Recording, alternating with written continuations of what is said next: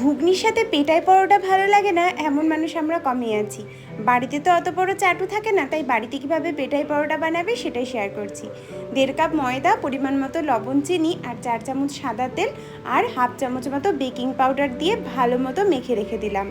পেটাই পরোটা একদম সফট বানানোর জন্য ময়দাটাকে ভালো মতো মেখে 1 ঘন্টা রেস্টে রাখতে হবে। তারপর এরকম বল মতো করে নিয়ে এই বলগুলোকেও 10 মিনিট রেস্টে রেখে দেবে, এতে বেলতে সুবিধে হয়। এবার একদম পাতলা করে বেলে তেল ব্রাশ করে উপরে ময়দা ছিটিয়ে ঠিক মাঝখানটা কেটে যেমন করে আমি দেখাচ্ছি ওরকম পেঁচিয়ে পেঁচিয়ে একদম গোল মতো বল বানিয়ে নেবে। এই বলটাকেও 5 মিনিট রেস্টে রেখে দেবে। শুধুমাত্র রেস্টে রেখে দেওয়ার একটাই কারণ, এতে বেলতে খুব সুবিধা হয় আর খুব পাতলা করে বেলাও যায়। পেটাই পরোটাগুলো দোকানে দেখবে একদম পাতলা করে বেলে আর তারপর সেটাকে পিটিয়ে পিটিয়ে পরোটা বানায়। আমিও ঠিক এমন করেই করেছিলাম। আর বাড়ি দিয়ে দিয়ে দেখো পরোটাগুলো কি সুন্দর ঝুরঝুরে হয়ে গেছে।